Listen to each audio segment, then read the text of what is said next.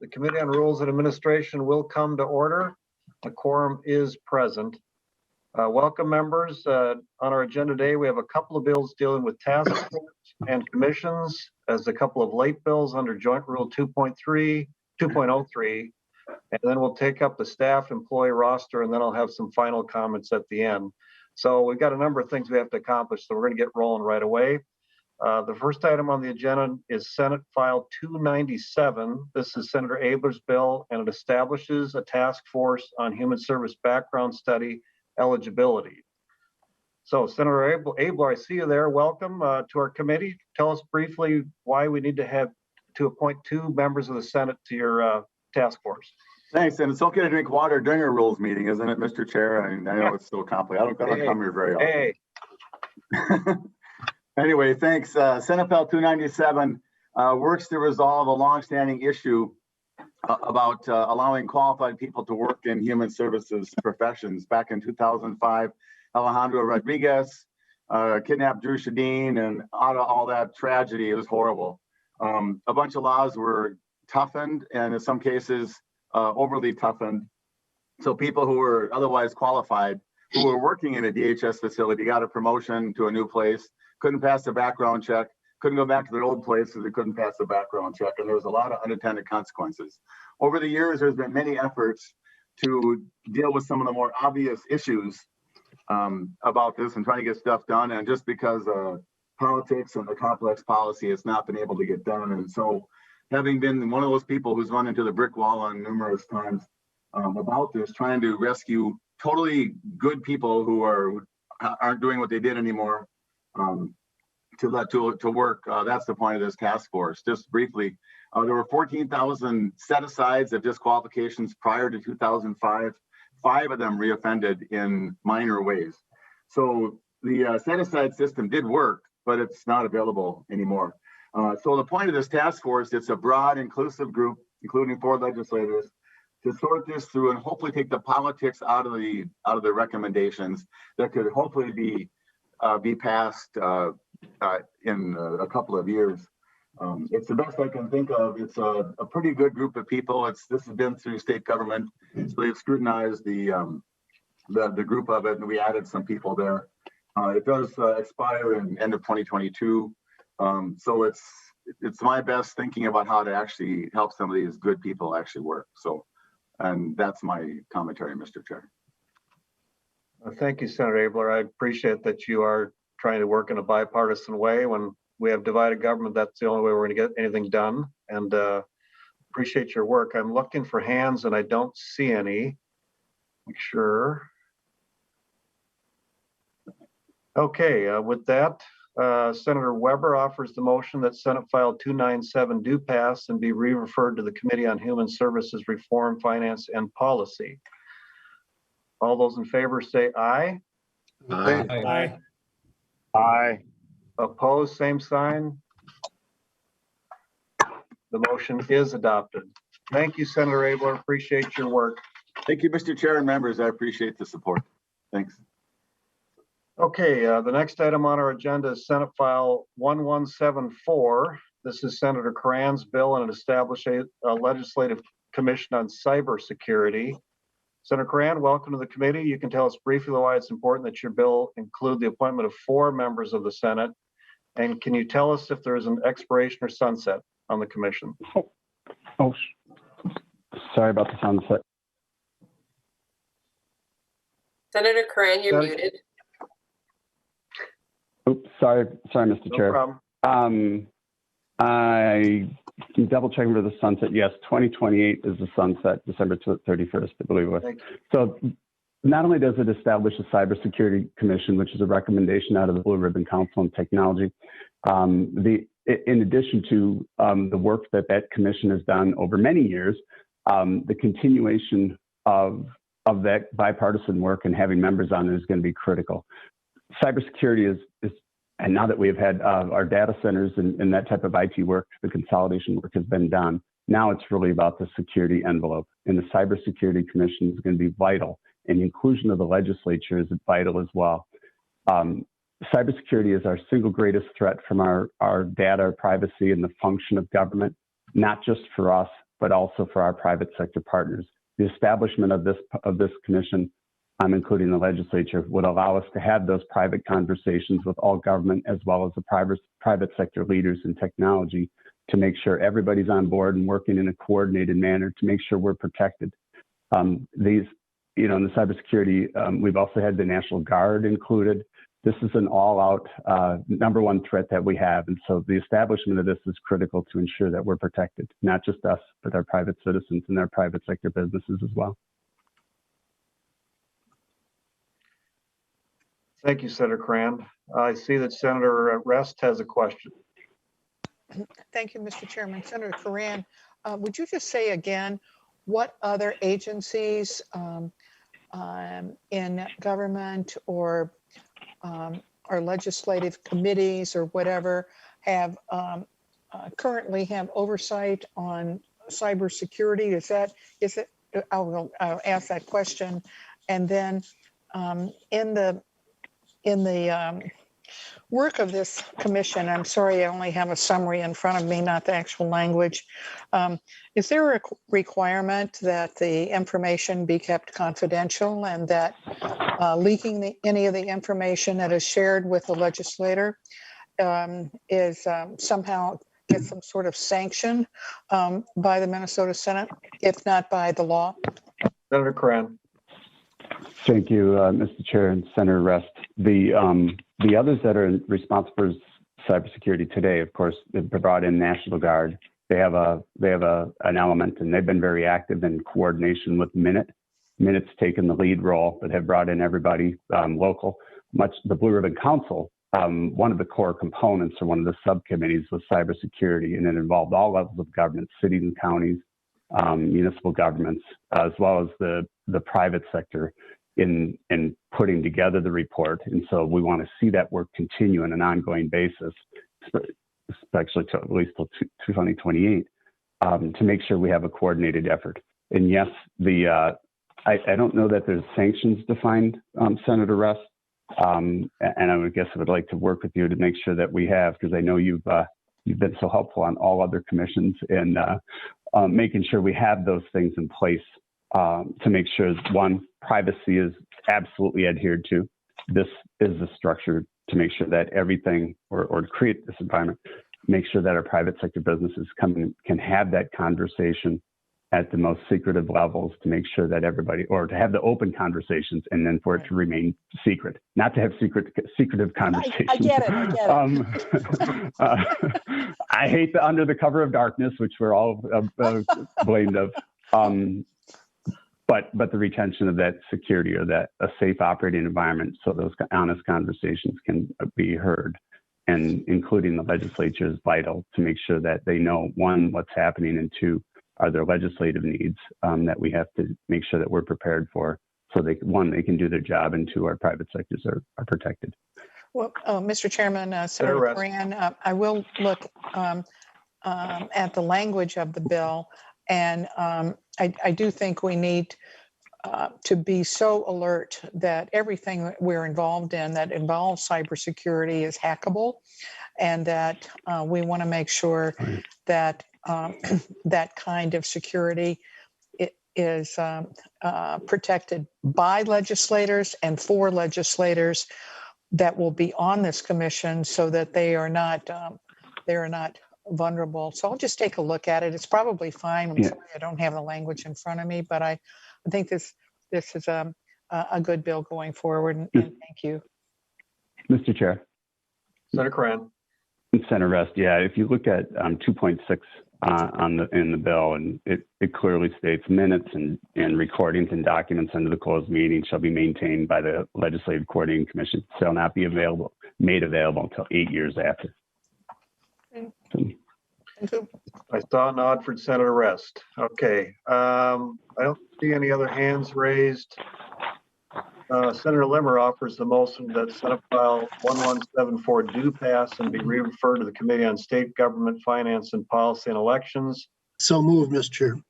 Thank you. And that joint rule 2.03 be suspended for all further proceedings under Senate File 1174. All those in favor say aye. Aye. Opposed? Motion is adopted. Thank you, Senator Koran. Thank you. Okay, next on the agenda is Senate File 2116. This bill came out of Labor and Industry, and it is Senator Rarick's bill. It was sent to us under Joint Rule 2.03. Senator Rarick, we do not need to hear about the merits of your bill, but tell us why it's late and why you think it should continue to proceed on a path.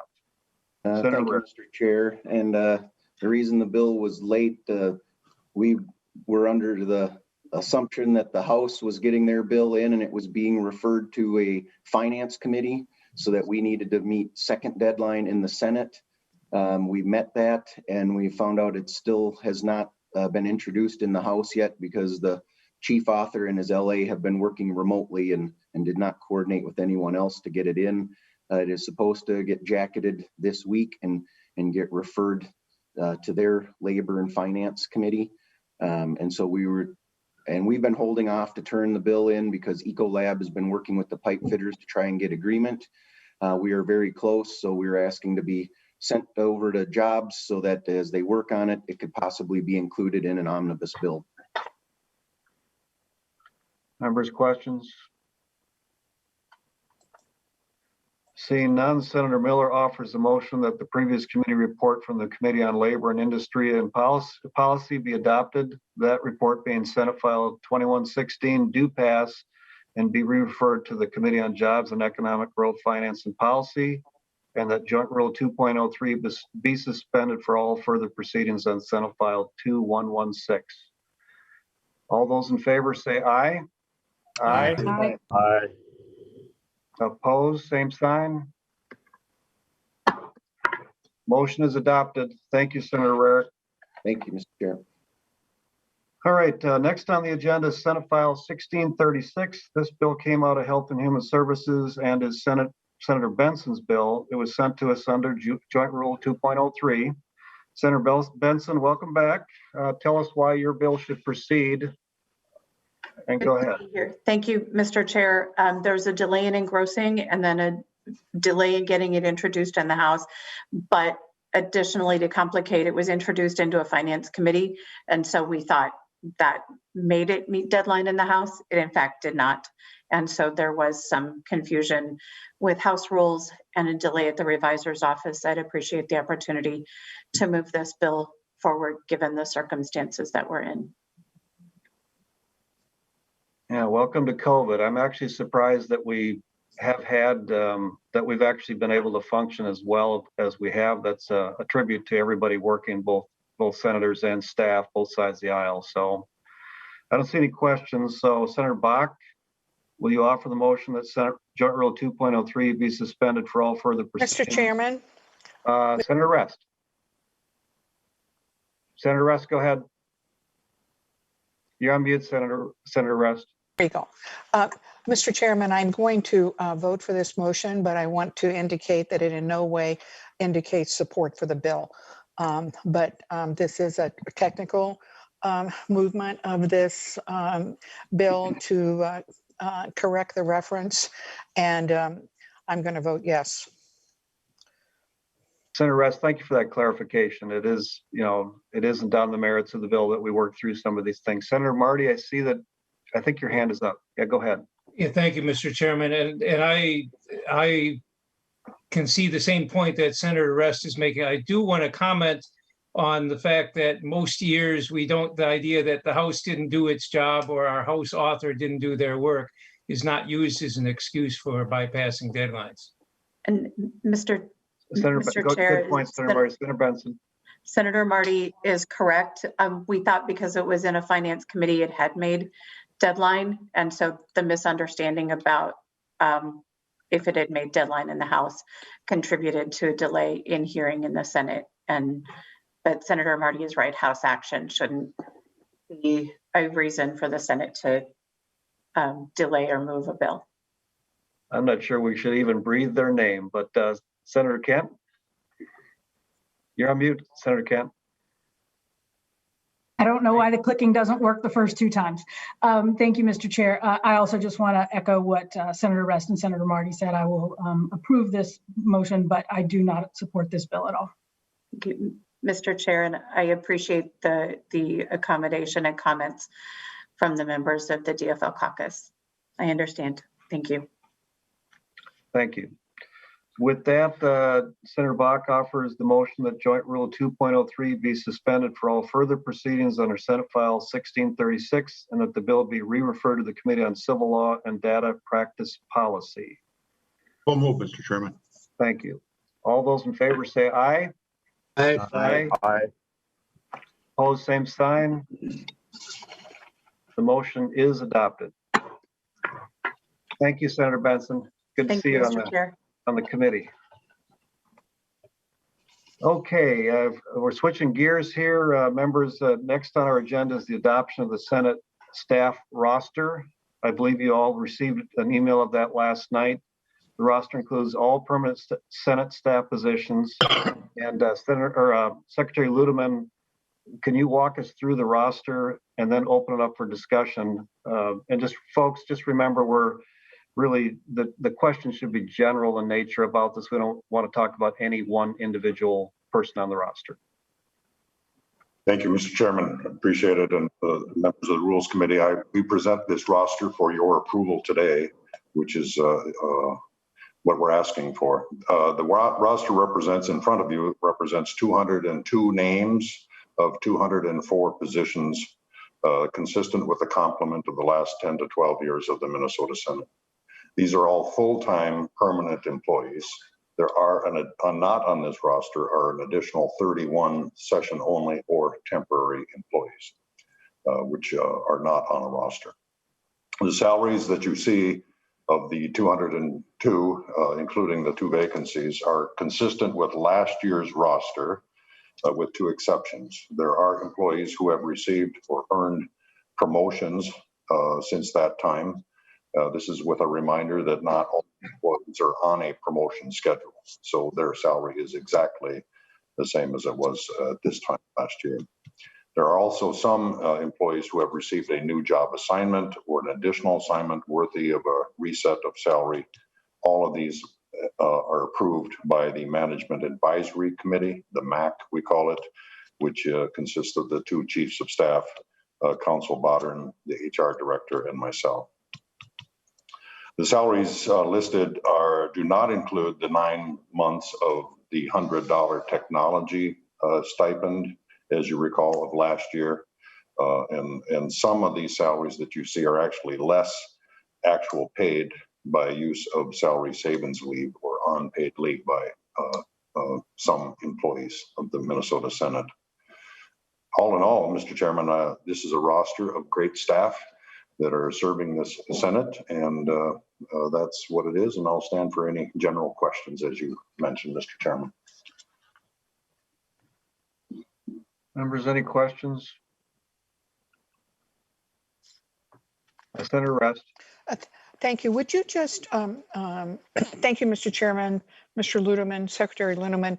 Would you just explain why, is it experience or this or that or the other thing, why someone that otherwise is in the same category has a different level of salary, just as a general question?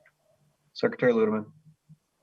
Mr. Chairman and Senator Rest, good question. As you recall, last 2 years ago, we passed a whole bunch of changes relative to range assignments. It also reflected, which we reinstituted, what is called a resume calculation of a salary of a new employee. So once that resume, which could include 15 years of experience, for example, in a relative or a relevant position elsewhere, either in the private sector or in the legislature or elsewhere, that is reflected in that new salary. As you know, over the years, then that difference becomes a little bit wider if there are COLAs or anything associated with it. So that's why the equity issue is a little different than it's ever been before because of these other resume enhancements. Yeah. Thank you, Mr. Chairman. Thank you, Secretary. No. All right, I don't see any more questions, but I just want to say we absolutely have the best staff, partisan and our nonpartisan staff. And when Senator Kent and I and Senator Miller got to hand out the awards to people that have served here for a while, we really are privileged to work with the people we work with. So we are blessed. So with that, I don't see any more questions. So Senator Miller, will you move the adoption of the Minnesota Senate staff roster? So move, Mr. Chairman. All those in favor say aye. Aye. Aye. Opposed, same sign. Motion is adopted. Thank you, Secretary Ludeman.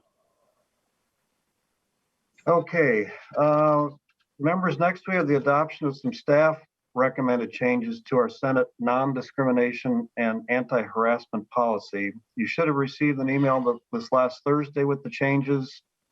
They're posted to today's hearing notice as well. The recommended changes have been reviewed by the MAC, the Management Advisory Council, which was already said compromised the 2 leaders and the 2 chief of staff, Secretary of the Senate, and Senate's General Counsel. The MAC, as you know, is the advisory capacity. It serves an advisory capacity to Rules Committee. Mr. Bodden, can you briefly explain the proposed changes? Certainly, Mr. Chairman. Thank you.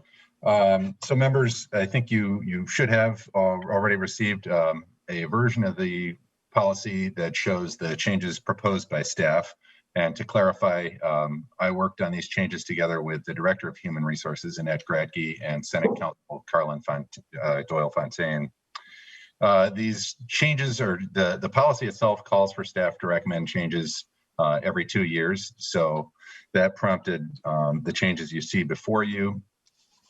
They are the result of, most of them, I think, come from the experience of administering the policy and discovering some things that need to be adjusted and improved a little bit. There are basically 4 main sets of changes. The first change allows a period of 3 days for the person who has been accused or the complainant to elect to proceed with either a hearing or using the investigative procedures that are provided in the policy. Currently, the policy doesn't really provide a deadline for that decision. These changes make that a 3-day period and provide that if no decision is made, then the investigative procedures will be used. In connection with that, the policy also contains a recommendation to clarify that the name of the person who is making the complaint should be provided to the person who is accused at the time they're informed of the complaint. This allows for a meaningful decision on whether to proceed with a hearing or with an investigation. Another set of changes is perhaps not needed at the moment because it relates to situations where the supervisor of an employee is a senator, but it is contained just in case the Senate working arrangements include that condition in the future. Basically, these changes require additional documentation in the records if the supervisor of an employee is a senator and there is any change from the recommendations made by the Director of Human Resources. Lastly, there are some changes related to record keeping. These changes clarify that both the accused and the person making the complaint will have access to a copy of the investigative report and the supporting documents attached to that report. And through clarifying this, it's made clear that notes and other materials are not to be included in those documents. That's basically it, Mr. Chairman. Senator Newman, you had already told me you wanted to ask some questions, so go ahead. Thank you, Mr. Chairman, and I'll direct the questions to Mr. Bodden because I think that's the proper place to go.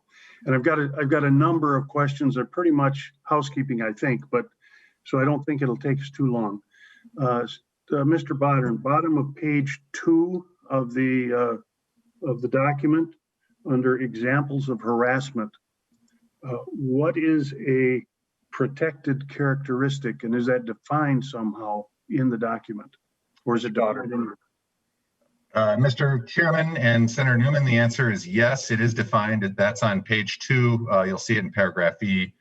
And those are, I think, pretty much what most people would understand. There's a specific legal reference there to protected characteristics under the Civil Rights Act of 1964 or the Human Rights Act, and it lists them for you. Got it. I missed that. Thank you, Mr. Botter.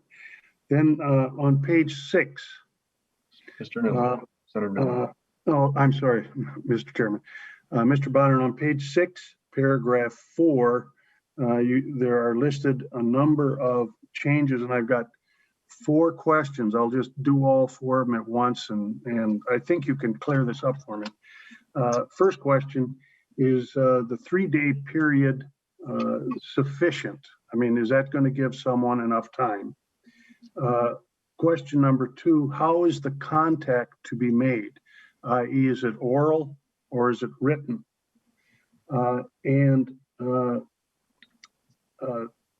Number 3, is there a record made of the contact? And number 4, how does the accuser know that, when the contact has been made, which triggers the 3-day period in order to request a hearing? Those are my 4 questions on that. Mr. Botter, see if you can remember them all.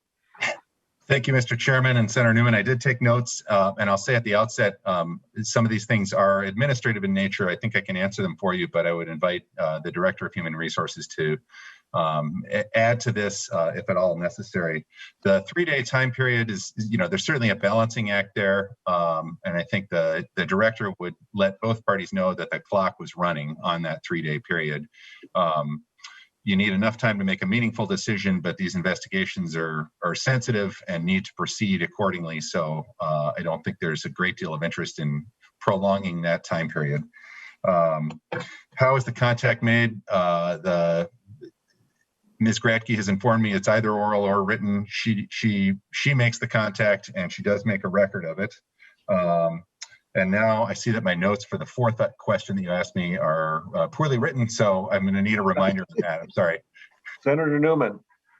Mr. Chairman, Mr. Botter, how does the accuser know when the contact was made? Because that triggers that 3-day period.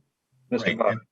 And Mr. Chairman, Senator Newman, I think I rolled that into the answer to the first question, which is basically the Director lets everyone involved know when that time period commences.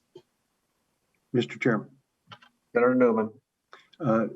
Thank you, Mr. Chairman, Mr. Botter. Thank you for those explanations. That really helps. Then I would like to, if you wouldn't mind, go to page 9 under the resolution of discrimination, harassment complaint subject to investigation.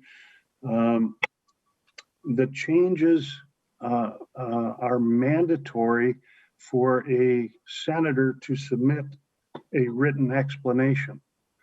And I find that a little bit troubling, if for no other reason than I don't really know how you would enforce that particular mandate if a senator decided, no, I'm not going to do it.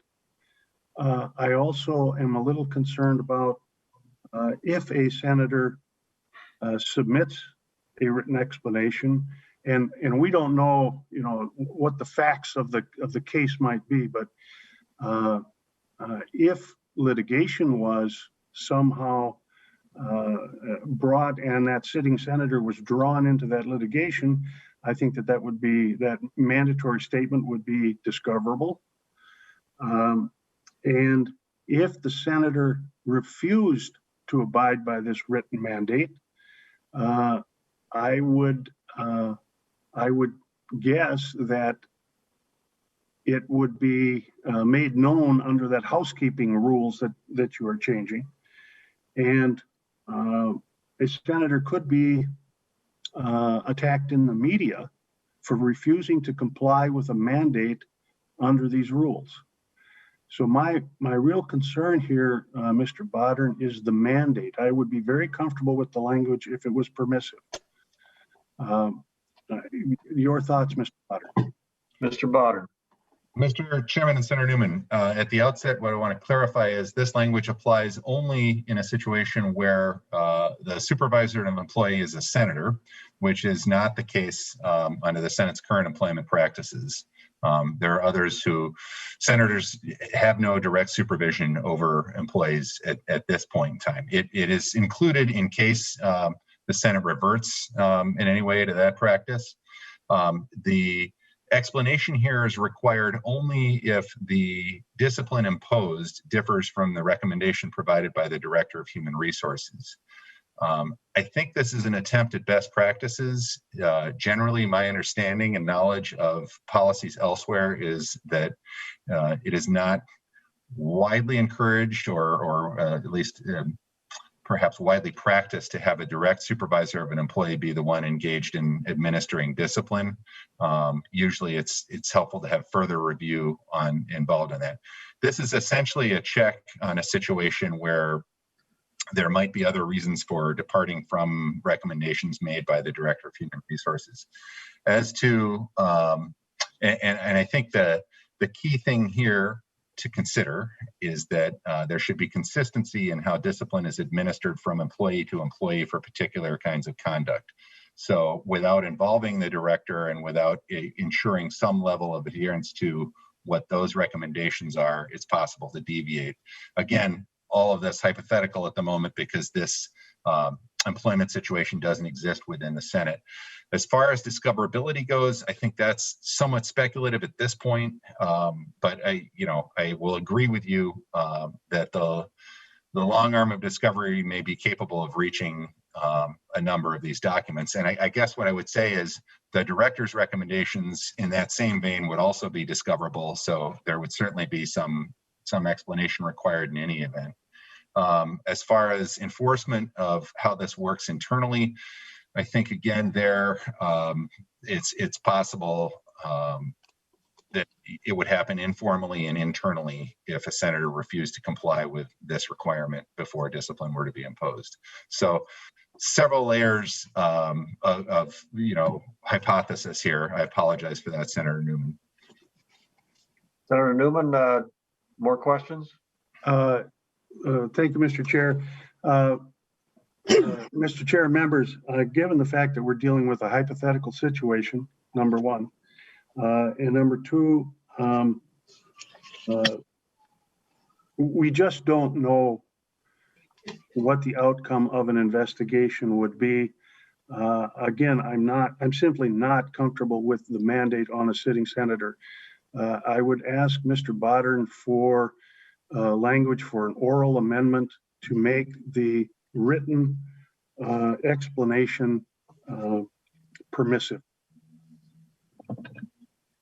Mr. Bodden, do you want to work on that and come back, or is it something you could have available right now? Mr. Chairman, I think it's fairly easy to do orally. So Senator Newman, the motion would be as follows: on page 9, section K, paragraph 1, in the new language, delete the word must and insert may. It's not the way we normally do amendments. We don't have pages and lines here, but this instruction will suffice to make the entire requirement permissive. So, Mr. Chairman, I would make that motion. I would make that motion. Okay, on the amendment, I've got Senator Limmer and Senator Kent, but is there any questions on Senator Newman's amendment? Oral amendment. Senator Frantz. Thank you very much, Mr. Chair. Thanks, Senator Newman. Am I hearing the Fifth Amendment in your concern? Senator Newman. I didn't understand the question, Mr. Chairman. Senator Frantz. Thank you, Mr. Chair. Senator Newman, when you talk about mandating a potential defendant giving a statement, are you worried about the Fifth Amendment prohibition on self-incrimination? Senator Newman. That would be, Mr. Chairman, Senator Frantz, one of my worries, yes.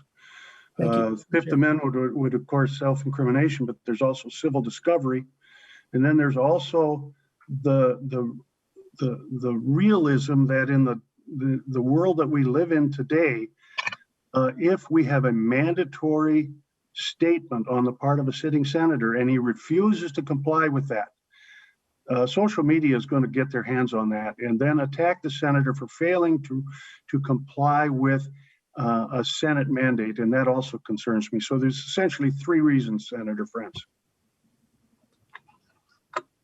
Mr. Chair? Senator Frantz. Thank you again, Mr. Chair, and thanks, Senator Newman. I tend to agree with you on the Fifth Amendment part, and I would just add for this committee, as someone who's done 34 years of civil discovery, most good civil attorneys would say, if I can't get that in discovery, I'm not doing my job. So I think Senator Newman's concern that it would be discoverable is a fair point. Thank you, Mr. Chair. Okay. Senator Newman moved that we amend as Senator or Mr. Bodern stated. Mr. Bodern, can you just state it one more time and then we'll take the vote?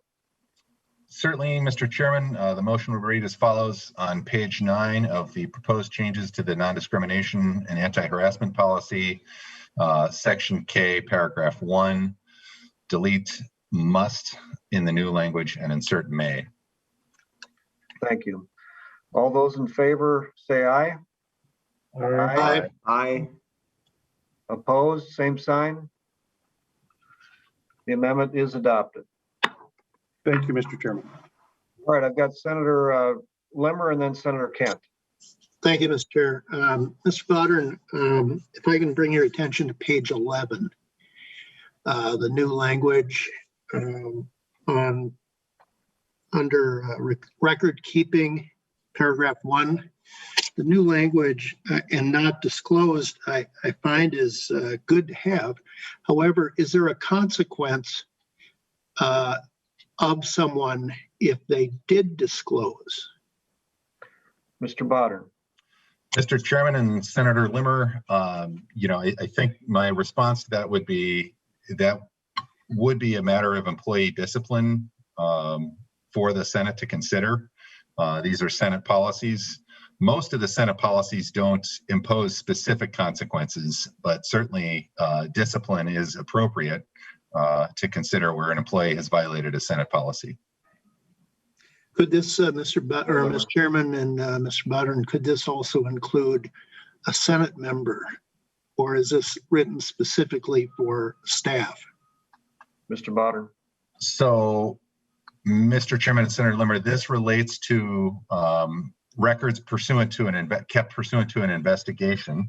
All of the processes provided in this policy for complaints that involve a member of the Senate would not, and I want to work carefully on this, and we'll look to the director. Ultimately, yes, actually, in considering this, an investigative report could include a member. That's true. Certainly a member would have a right of appeal from the investigation. Well, Mr. Chairman, I didn't mean the subject of the investigation. I meant the one that might be handling all notes and other records obtained through the investigative process. That's the items that are the focus of not being disclosed and held and retained by the Director of Human Resources. Mr. Bodern. So, Mr. Chairman, Senator Limmer, I'm not entirely sure I understand the question completely. All right, let me use the obligation to retain the records and to make any disclosure of those records falls on the Director of Human Resources. It's certainly true that she retains all of this and is the one controlling whether or not they are released, if that's what you're asking. Mr.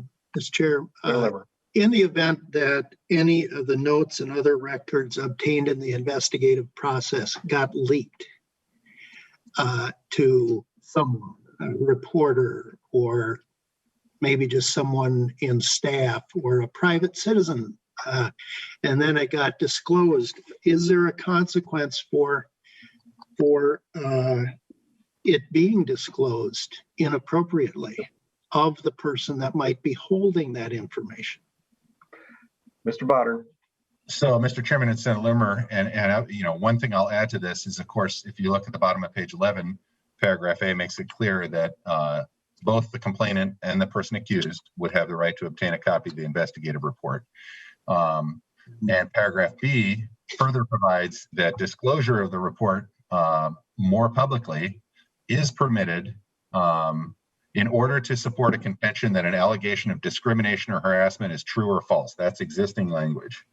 So I think what was discussed at the time this language was added was a situation where there is public discussion concerning the events that are covered in the investigative report.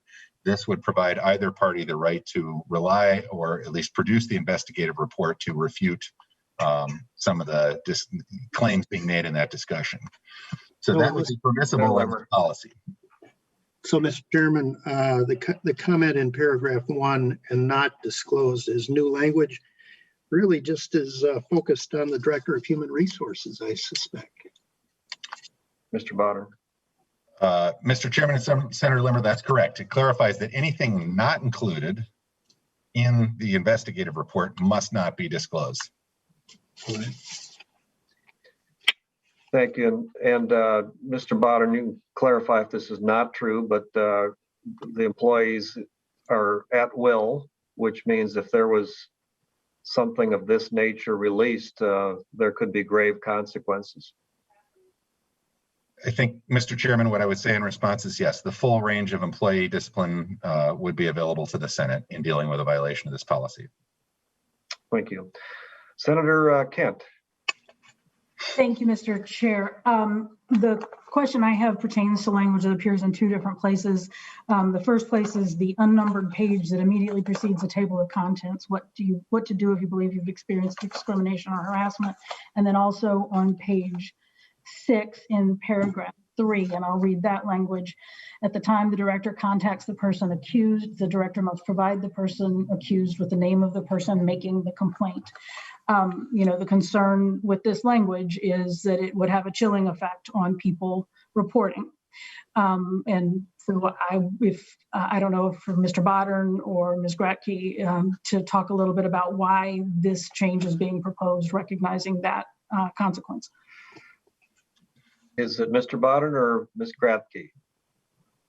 Mr. Chairman, I can start very briefly, and then I think Ms. Gratke could comment on some of the experience involved with this. The Senate policy is unique, might be a strong word, but contains special provisions that permit either the accused or the complainant to select whether they want to proceed with a hearing or a more customary investigation. The thinking in dealing with this, and therefore require an upfront initial disclosure to the person who is accused of the option of making this choice. I think what staff felt was that, and this is based on conversations, I'll invite the director to weigh in on this, of course, there is almost immediately, in order to make an informed choice about whether to proceed with a hearing or an investigation, a need to know something about the nature of the complaint. So including the name of the person making the complaint, which of course would come to light in a more direct fashion if the hearing process were selected. So that's the background I can give you on that. I think Ms. Gratke may have a lot more to add to it, so I won't keep talking here. Ms. Gratke? Thank you, Mr. Chair and members. Tom did say it correctly. It is exactly the situation where somebody who was offered at the hearing, it was, and in this case, the person who was accused could not make an informed decision without the name of the party or the individual who was accusing them of harassment. And so I think in the real life scenarios and how we apply this policy, that's where it came into play and the reason for us to make this decision to add this language in here. While I understand, Senator Kent, your concern about that, because that is not what I would say is not typical for us to do, but in order for the person who is accused to make an informed decision, that was the reason for the specific language. Thank you. Well, thanks for that question too, Senator Kent. I think, these are difficult moments that I hope we don't have to face for a long, long time, but we have policies and procedures for a reason. So very good question. Okay, I don't see any more questions. Senator Weber, will you move the adoption of the changes to the Minnesota Senate's non-discrimination and anti-harassment policy as amended? So moved. All those in favor say aye. Aye. Aye. Opposed? Same sign. The policy as amended is adopted. I'm going to try to squeeze through a couple more things here. Next on our agenda is the adoption of some staff recommended changes to the Minnesota Senate policies for members and staff. Again, you should have received that email last Thursday, and these have been reviewed by MAC. Ms. Kratky, can you explain the proposal? Certainly. Good morning, Mr. Chair and members. I'm here to present the proposed changes to the Senate policy book. Some of the proposed changes come from experiences and questions that I've received over the past couple of years where I believed we needed to have additional clarity or additional language added to the policy itself. Some of the proposed changes are updates to processes to conform with implementation of the Senate's new HRIS system, as well as the payroll system in March of 2019. And lastly, some of the changes are with the Rules Committee adoption of the Non-Discrimination and Anti-Harassment policy and the Performance Appraisal Plan, both in 2019. I'm proposing to replace existing language to reflect those adopted policies. To make these proposed changes, I worked and collaborated with Senate Counsel Tom Bodden and Carlin Doyle-Fontaine. And as Senator Gazelka indicated, they have been proposed and reviewed by the MAC prior to this meeting today. I'll invite any questions that you may have.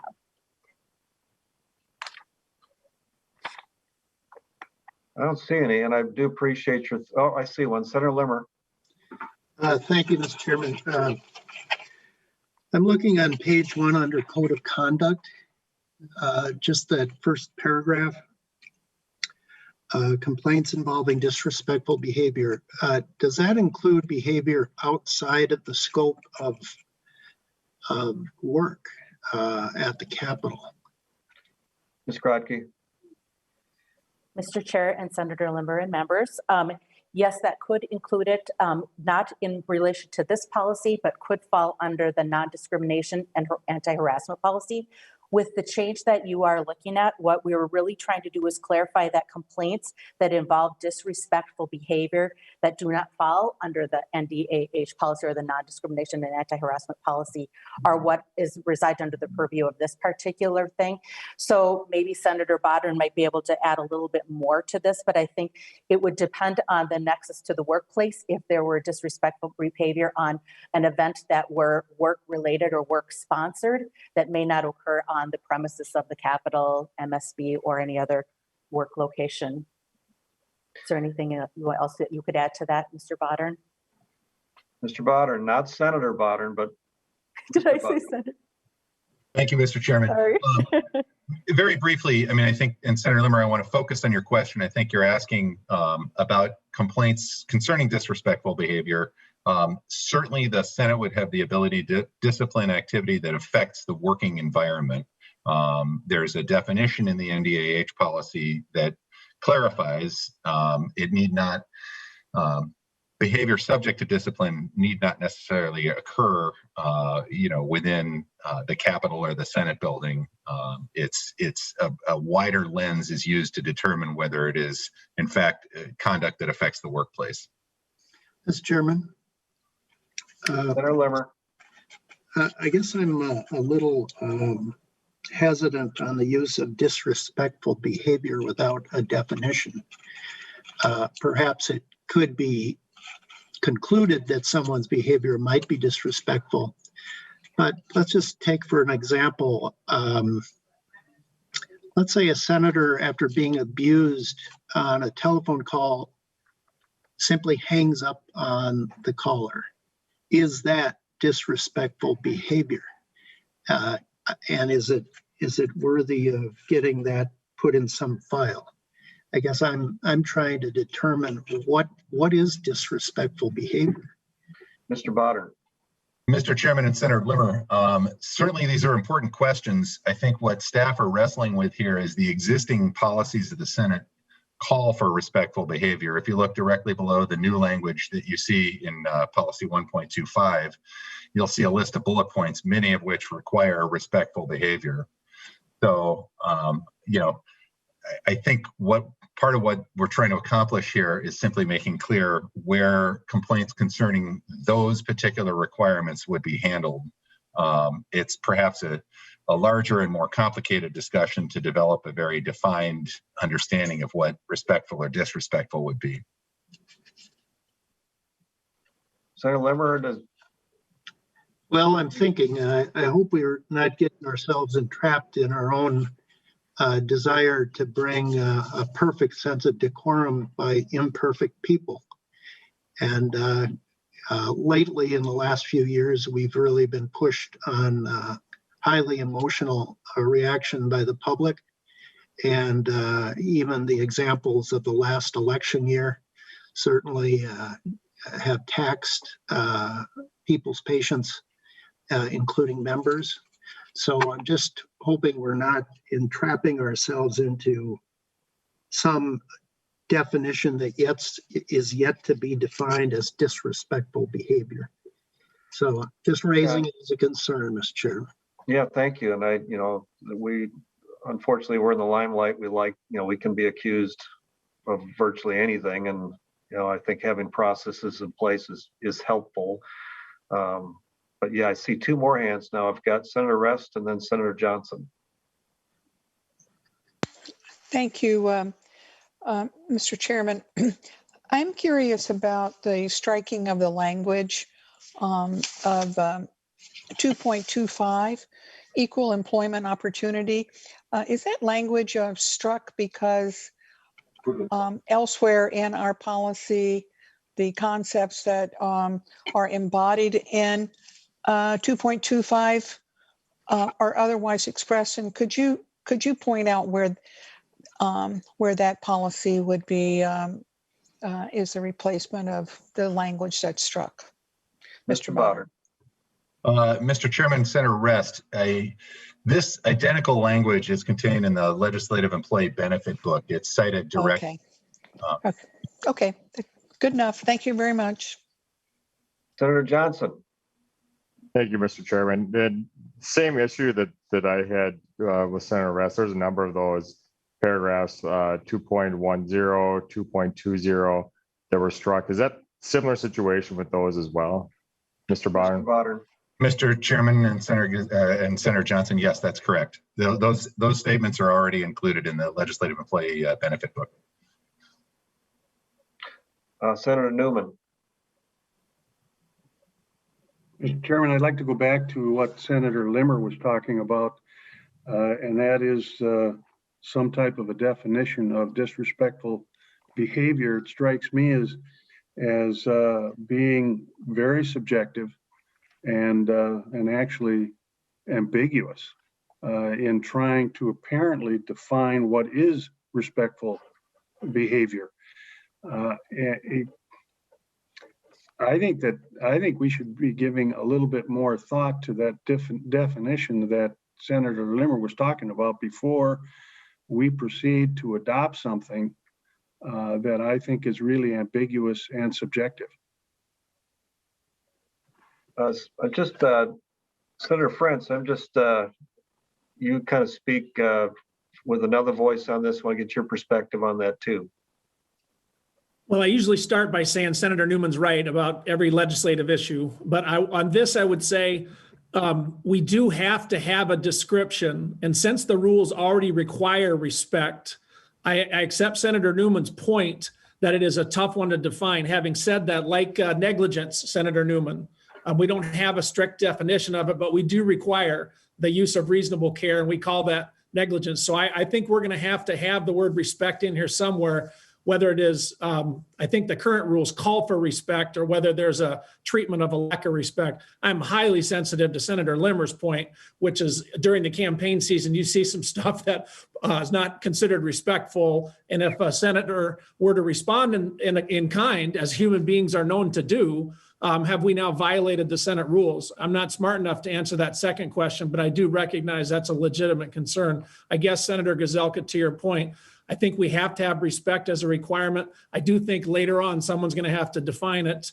And like some of the things we have in law, like negligence, fact finders, panels, juries, judges are going to say, I don't have a good definition, but I'll know it when I see it.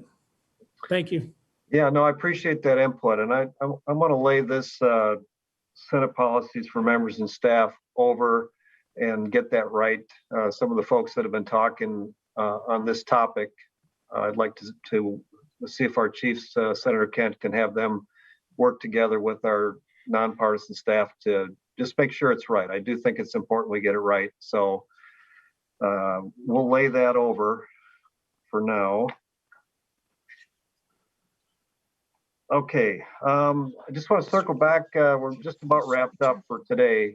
One thing I want to talk about, I've asked, if you remember last May, we had a huge budget shortfall and we made the decision to rescind the merit pay increase for Senate employees that they were about to receive in 2020. And I do feel like during that time, that was the responsible course of action, but we're in a better spot right now. And so I'm, in light of that, I've asked the Secretary's office to take a look at our pay for our staff and what it would take to get them back to the place where we wanted them to be. It's all got to be included in the fact that we need to have a budget that includes that the House also agrees with. But I visited with Senator Kent, our two chiefs of staff have talked about the fact that our staff would benefit from making some changes upward. So I just wanted you all to know that they're working on that, and hopefully that'll be something that we can accomplish as we move to the finish line this session. So Senator Rest, I see your hand up. Yes, just. You went on mute. Yeah, with the instruction that you gave regarding issues of respect or disrespect, I would also just like 125, the code of conduct, to be considered in that review as well. And maybe it would be very difficult, but somehow we sometimes get out of order with regard to the way in which we speak to one another on the floor of the Senate. And we're called to order, or someone calls us to order if it's not the president. It doesn't happen as often in committees, but I would like that reviewed. And I know we have it in Senate rules, and I know it's in Mason's. I don't know if this is kind of like a belts and suspenders part of that, just emphasizing the notion of our need to uphold high standards of discourse on the floor of the Senate as well as in committee. But I hope that whoever's going to do that will look at the language there as well. Thank you, Mr. Chairman. Very well said, Senator Rest. We're up at 10 o'clock, members, so we're not going to do the subcommittee that was going to follow after this for now. We'll pick that up when we get the definitions more clarified from the group on what we laid over. So with that, members, we are adjourned.